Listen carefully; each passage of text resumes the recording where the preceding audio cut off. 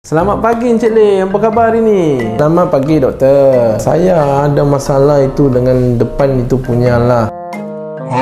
Saya rasa mau sunat tapi saya tak ada confident, jadi saya mau tanya dulu itu doktor macam mana baru saya buat. Oh, faham. Boleh saya tahu kenapa rasa tak yakin tu Encik? Itu saya takut itu sakit tong, sakit saya takut itu satu lagi saya takut itu komplikasi sunat. Banyak takut lah. Jangan risau Encik Lim. Sunat dewasa sekarang dah lebih selamat, kurang sakit, tak sama macam dulu punya. Zaman dulu pakai kapak, pakai parang.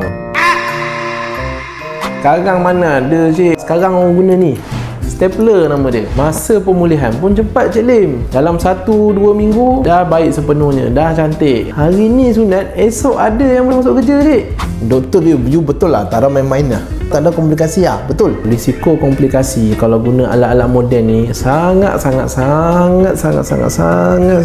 hours later. sangat rendah Cik Lim, jangan risau. Dengan kaedah stapler ni pula, kalau risiko nak terpotong kepala yang kita takut sangat tu kan, kepala kan penting, risiko dia almost 0%.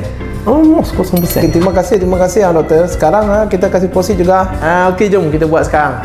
Tapi lepas ni balik rumah cakap ke isteri saya baru lepas sunat, jadinya tak boleh buat kerja rumah. Okey, buat alasan dulu.